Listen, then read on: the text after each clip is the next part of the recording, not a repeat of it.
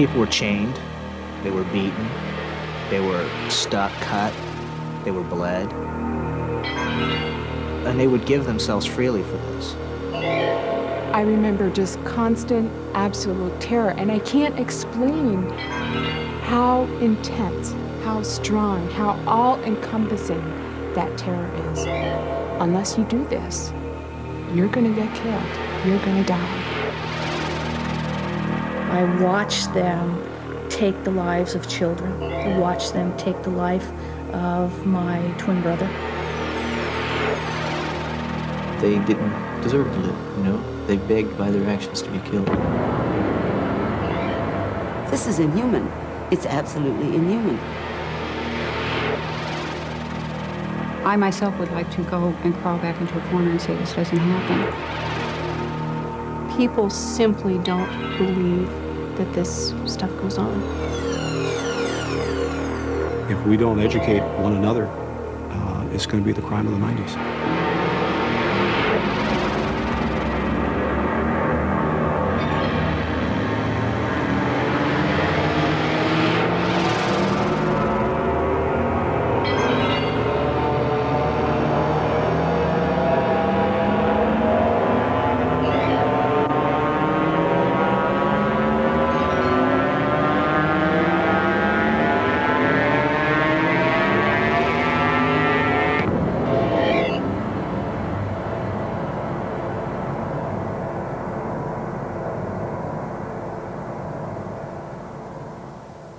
Satanism.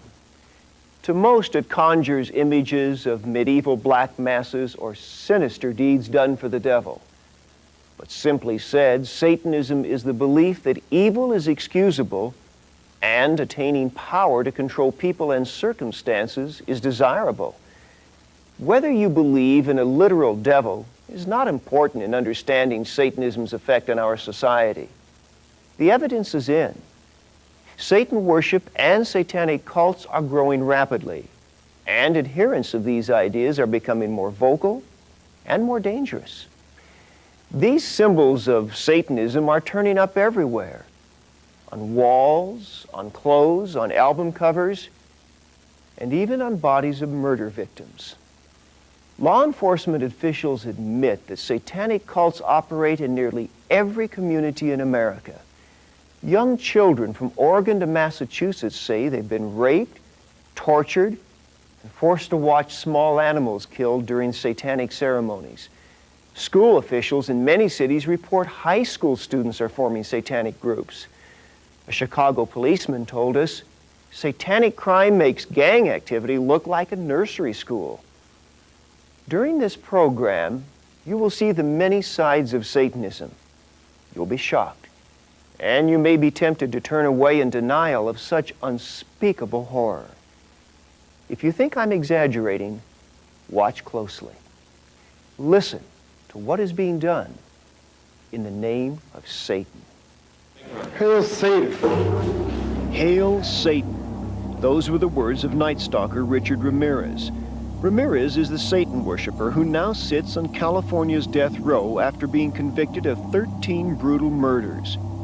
Ramirez often left satanic symbols at the scenes of his crimes, carving a pentagram on the body of one victim and on the bedroom wall of another. In his formal statement to the court at his death sentence hearing, Ramirez said, quote, "Legions of the night, I will be avenged. Lucifer dwells within us all."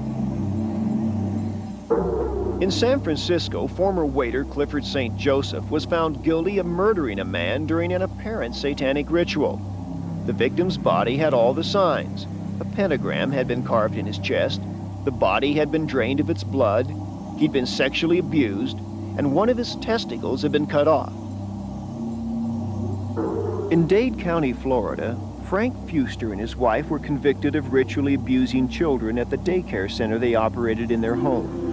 Children at the center said the Fusters made them drink urine, eat feces, and engage in sex acts during preschool games. The case horrified the community, and the prosecutor called the Fusters' systematic abuse of the children, quote, outrageous. And in the longest trial in American history, Children who attended the McMartin Preschool in Manhattan Beach, California, told of seeing teachers in dark robes, watching small animals killed, playing sexual games, drinking blood, and eating feces. In a trial that many say was botched, none of the defendants was found guilty. But 7 of the 12 jurors said they believed the children had been abused, and virtually every expert familiar with the case believes a satanic cult was operating out of the school. Of all the crimes committed in the name of Satan, the most heartbreaking involved children. For young victims of Satanism, the joy of childhood gives way to pain, darkness, and fear. Sometimes that pain comes from strangers, sometimes from their own families. We've talked with a number of adults who tell stories of being raised in families where satanic rituals were part of everyday life. For many adult survivors, their childhoods were filled with torture, sexual abuse, cannibalism, and murder. I was forced to help kill other children. I was forced to participate in their cannibalism. Esther grew up on the East Coast. Today, she lives thousands of miles away. But her childhood memories of bizarre satanic rituals remain. In the outside world, her parents were active members of their community, involved in church, school, and organizations like Little League and Girl Scouts. But on the inside, behind closed doors, they and other members of their satanic cult forced Esther to endure repeated ritualistic attacks on her body and her mind. There was a circle, and I was put in the middle of the circle, and there was a fire around me. During that part, I was told I was being married to Satan and being a child of Satan forever, and that kind of stuff. And then I was pulled out to the front of the circle beyond the fire, and then raped by the men in the cult. Most vividly, I recall about torture. I remember a lot of it very vividly. Being tied hand and foot and burned on my genitals. Karen grew up across the country from Esther. Her parents were also well regarded in their community, but they too led a dark and secret life from which Karen is still struggling to recover. Today, she edits a national newsletter for other survivors of satanic cults. Karen's abuse was so extreme, she often passed out from internal hemorrhaging and pain. She remembers being raped by cult members and shut away for hours in a dark, scary place. It was actually a closet and a welded wire cage, and the bottom of the cage would be opened. That would be how I would be put in it and suspended in a closet. And it was a very simple thing that they did. They just set a board inside the door and then dumped a bunch of snakes in on the floor, which I could see. They were probably even harmless snakes, but I was a child. And then they shut the door and left me in there in the dark, and I could hear it. I was forced to eat human waste, yes. Christy also suffered horrible abuse at the hands of her family and their satanic cult. Even as a toddler, Christy says her parents forced her to participate in gruesome rituals, drinking blood, eating feces, and killing children. Christy finally escaped from her family and underwent years of therapy. Now she can talk calmly about the years of abuse she suffered at the hands of her Satan-worshiping parents. I remember being drug out of bed at midnight and taken to this dark cemetery where they would have rituals going on, satanic services or various things, and there'd be people chanting in the black robes. And I remember one of the first experiences as a teenager where I watched them sacrifice a little boy, and he was blonde hair, blue eyes, just this beautiful little boy, and he was about 5 years old. And he was groomed for this. And they constantly said to him, don't cry, don't cry. This is what you were born for. I did find myself screaming out at the injustice of it. And the high priest at one point came over and tried to shut me up. And I said to him, God's going to get you for this. And he took me from the tree where I had been tied to observe and put me in a pit. And in this pit, there were the remains of human sacrifices, of babies, of animals, and snakes that they used in the various ceremonies. And in this pit, they put a cover over it and left me there for quite some time. I'm not sure how long. I lost track of time. I no longer knew when it was daylight or when it was dark because of the covering. And every so often, they'd come and just take the covering off and just stand at the top of this pit and taunt me, "Where's your God now?" And they threw human flesh, baby flesh down.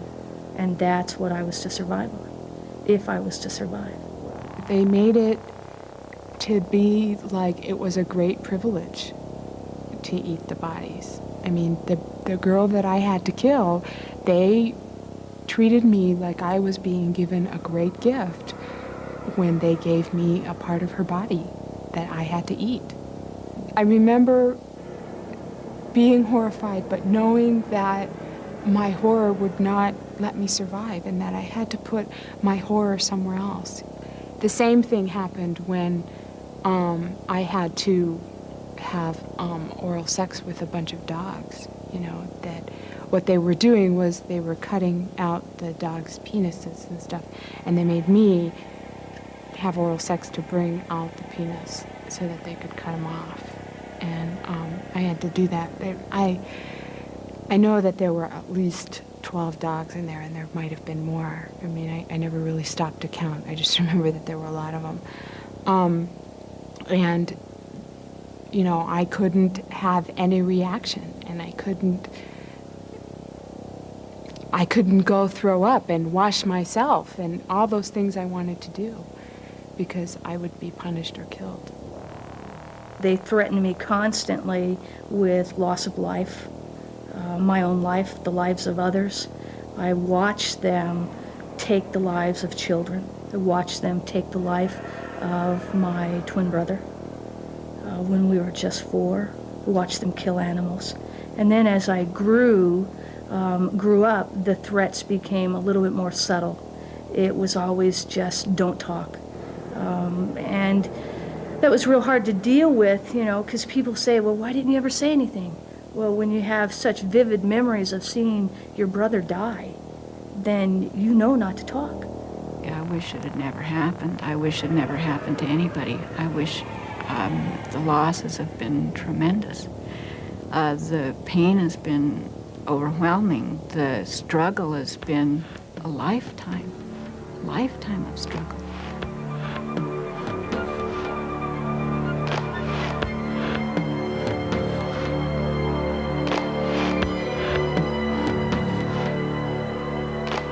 The incredible stories told by survivors come out in words and in the artwork they create. Sometimes the art is done as part of therapy. Sometimes it occurs during a private moment when a survivor tries to make sense of what's happened. These drawings by survivors from all over the country reflect similar memories of torture and rape at the hands of satanic cults.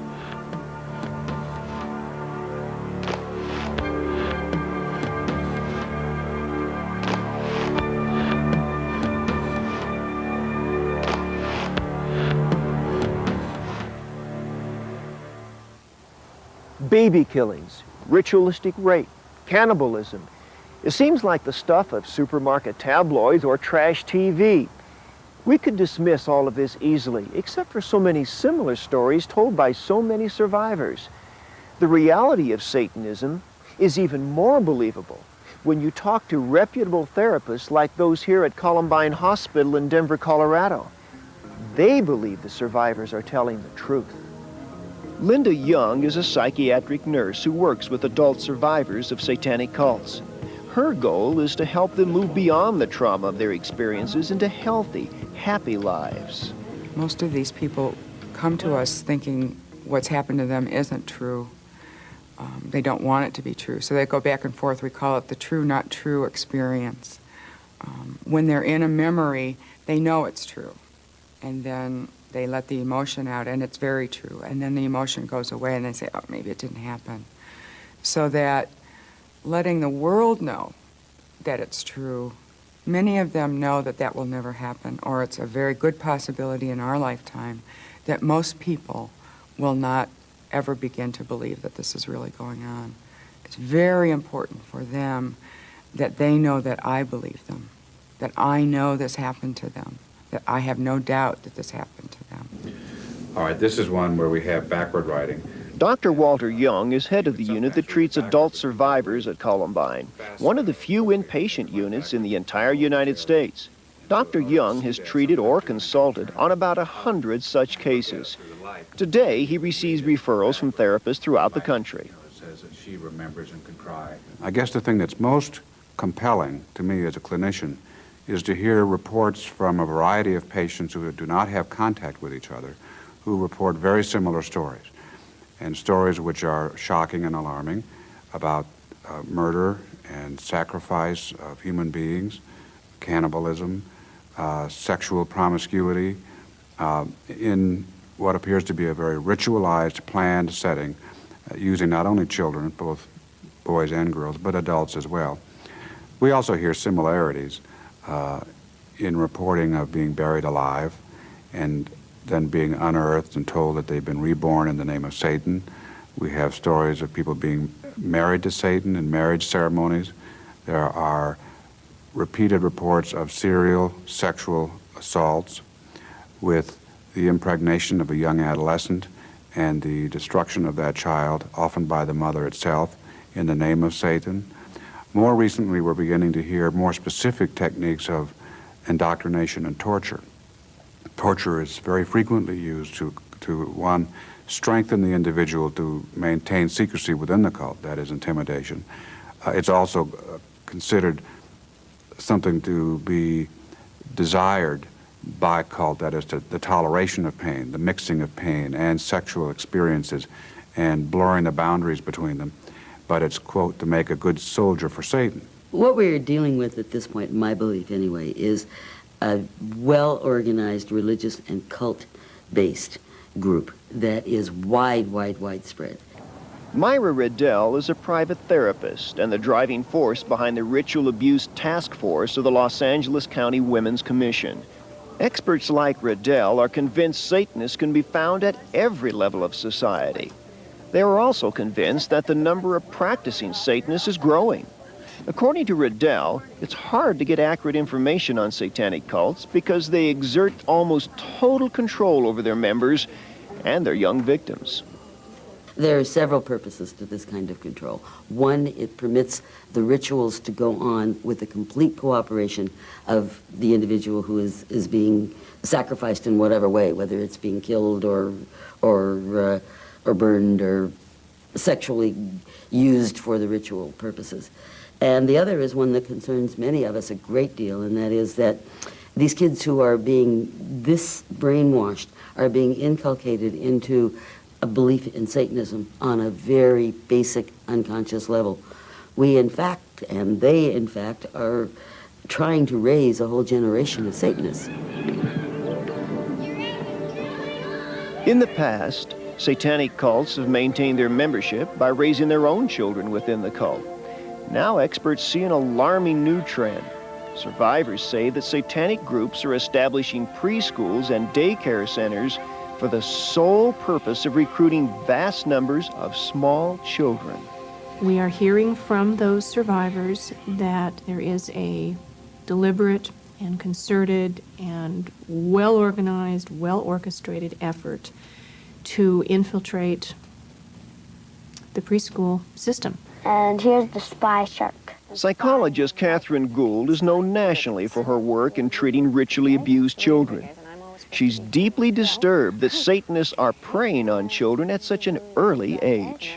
The purpose is to achieve an indoctrination at an early formative age when a child is going to be most susceptible to being emotionally, intellectually, and spiritually hooked to the cult and hooked for life.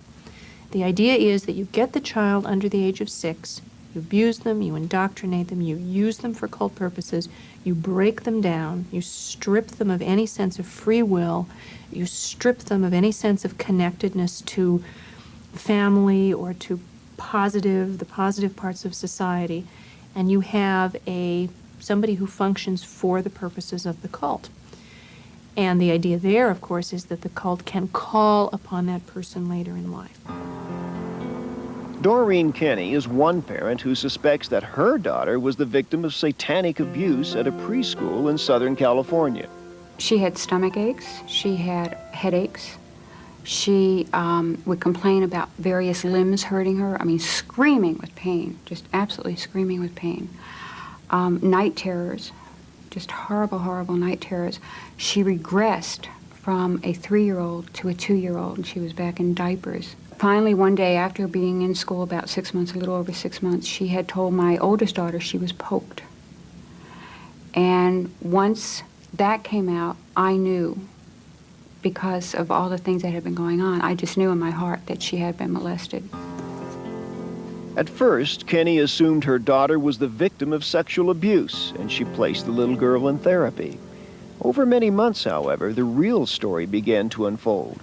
Kenny discovered that her daughter had been subjected to various forms of sexual and ritualistic abuse that paralleled activities common to satanic cults.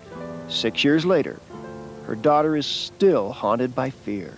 The most frightening stuff that is still with her is she believes she's being watched. Every red car and black car that goes by is watching her. Every lady that dresses in blue are kidnappers. They will kidnap kids.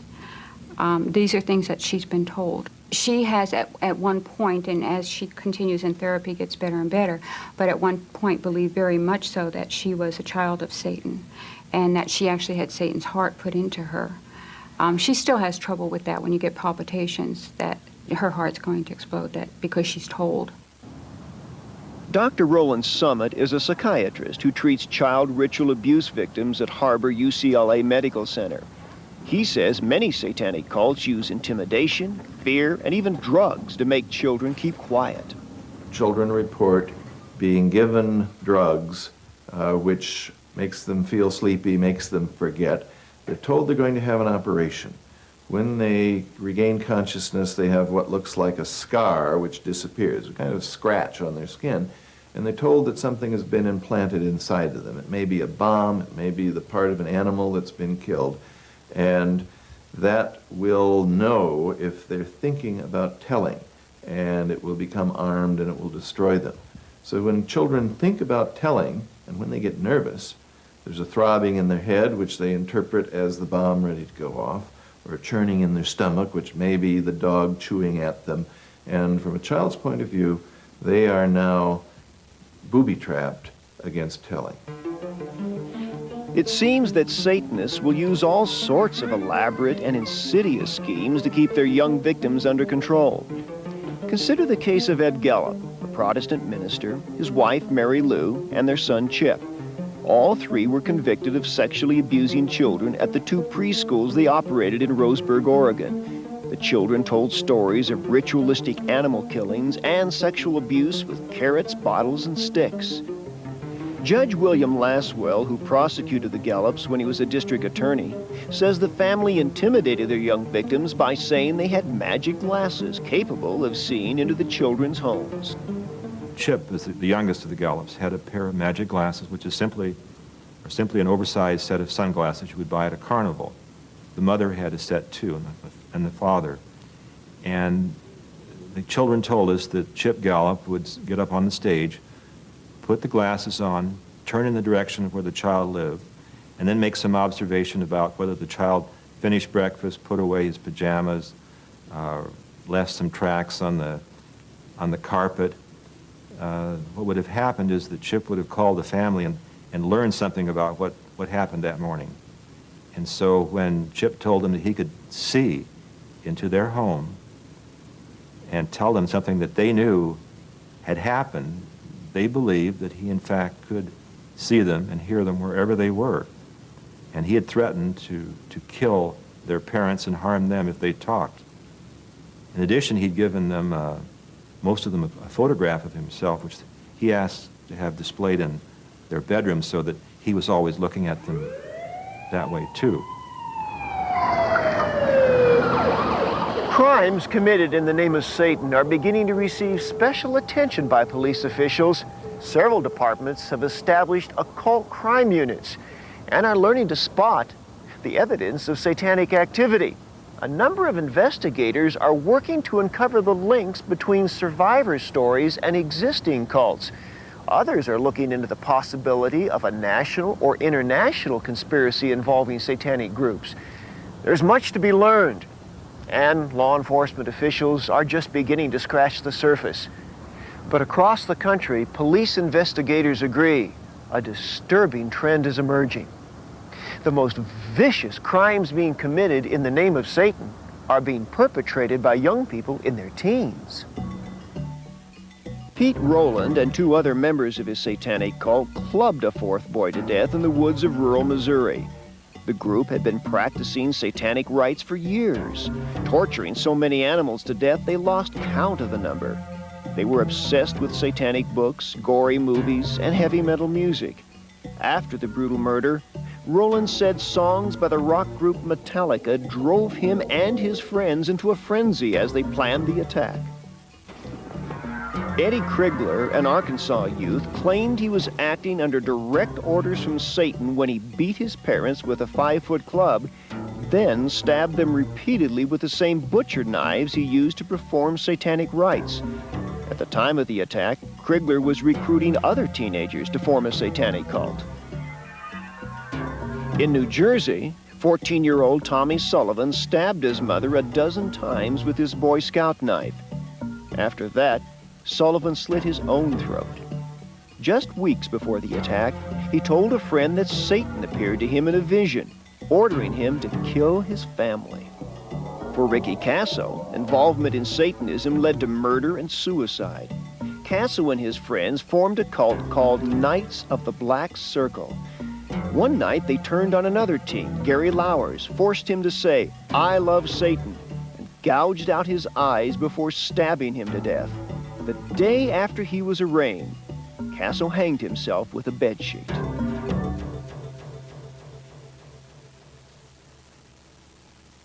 Satanism is on the rise, and it is the crime of the 90s. Randy Eman is a police officer who spends much of his time investigating crimes that have links to the occult. Eman believes the lure of Satanism is too powerful for many young people to resist.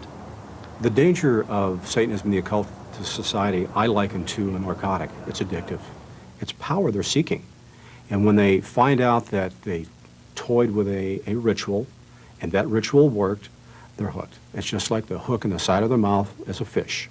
It takes them one step further, and pretty soon the hook is not on the side of the mouth. They have swallowed it completely. And it is a magnet, and it is a magnet that they can't go away from. It just draws them further and further and further. And pretty soon, they're not going with just lightweight rituals. They're graduating from candle rituals to wearing the costumes, the regalia with the ritual swords.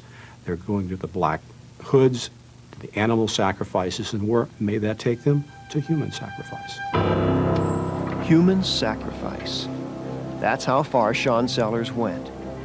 Today, Sean is in solitary confinement on death row at the Oklahoma State Penitentiary.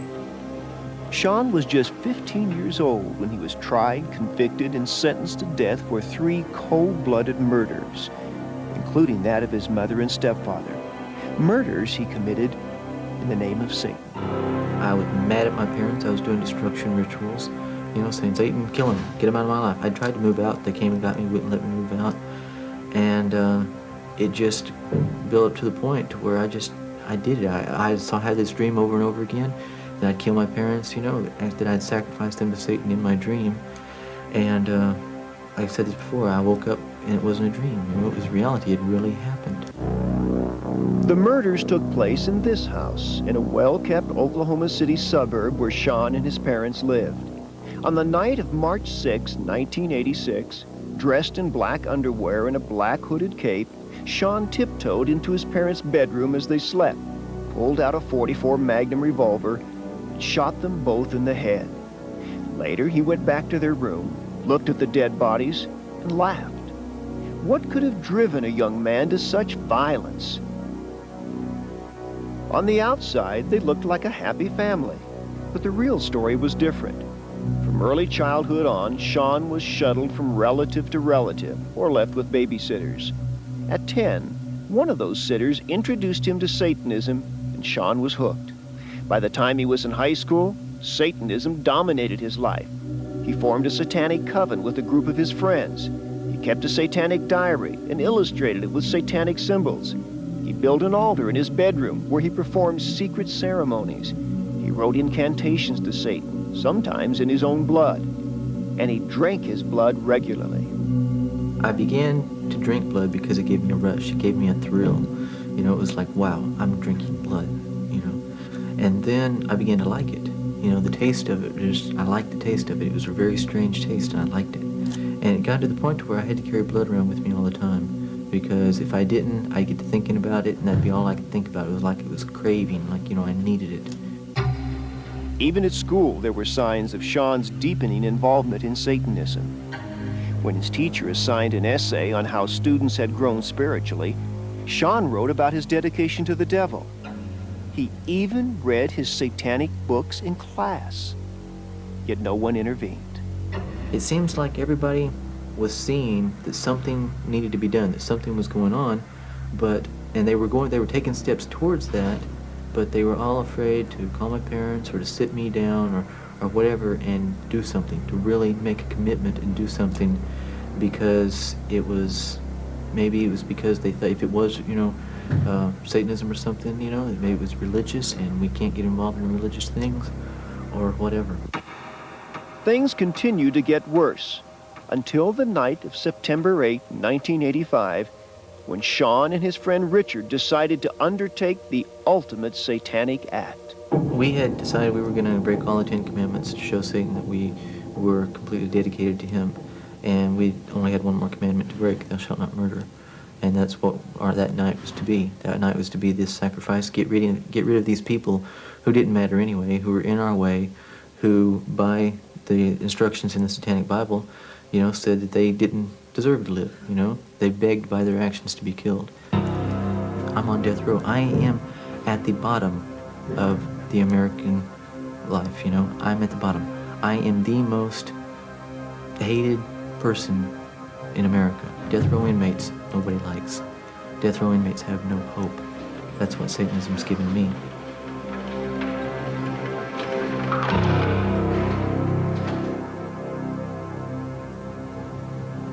George Berlanger was also seduced into Satanism as a teenager.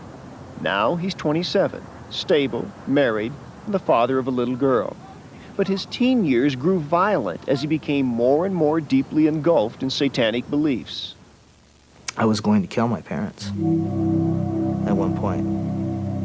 I took knives and I started down the hall, and I was going to cut my parents up. And for some reason it stopped. I was very cold, very demanding, very physically violent to my parents. Very physically violent. I used to punch my dad out. I used to hit my mom. I mean, the whole night without any remorse at all.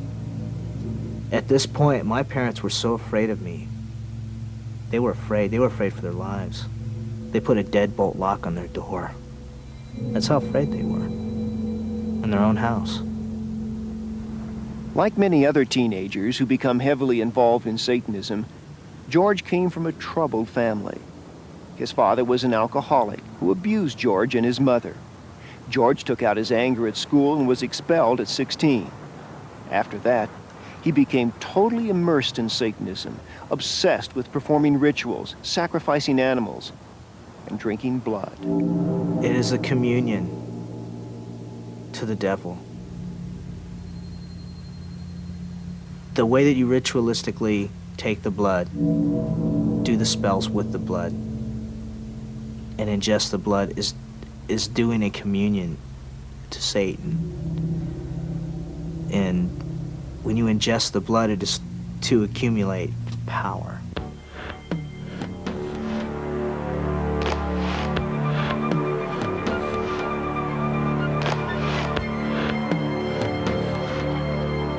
It would be more comfortable to think the stories we've heard are fabricated, or the exploits of a lunatic fringe.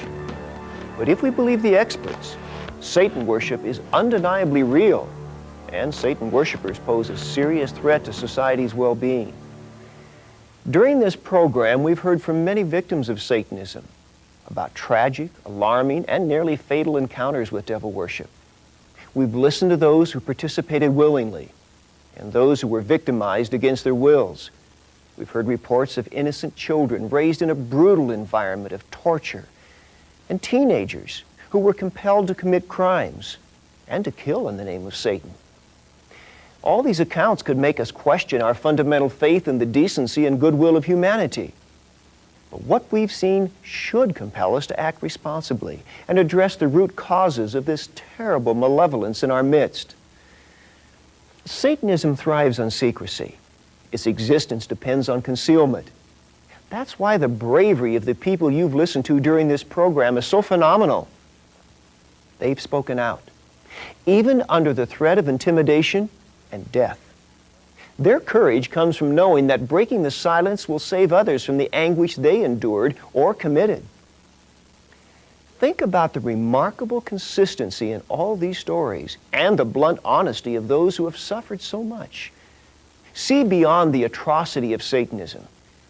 Remember that many victims are still imprisoned by the fear that no one will help them, that no one will believe them. The seduction of Satanism will end when you and I confront this national tragedy by marshaling the forces of our schools, churches, community organizations, law enforcement associations, and social agencies. We must expose all the evil being done in the name of Satan. I'm Bob Larson. And it was all because I thought that Satanism would promote me. I thought that Satanism was the ideal of self-preservation and would make me successful, would make me the person that I wanted to be. That's the biggest lie that I've ever seen. I really believe that survivors need to know that there's hope, that they can live through this. This is my truth as I know it. And I know that I didn't make it up because I know I was there. And I know that there will be people who will never believe it. It's very, very difficult to confront the reality of this, because once you confront the reality of this, you feel such a tremendous sense of responsibility to do something.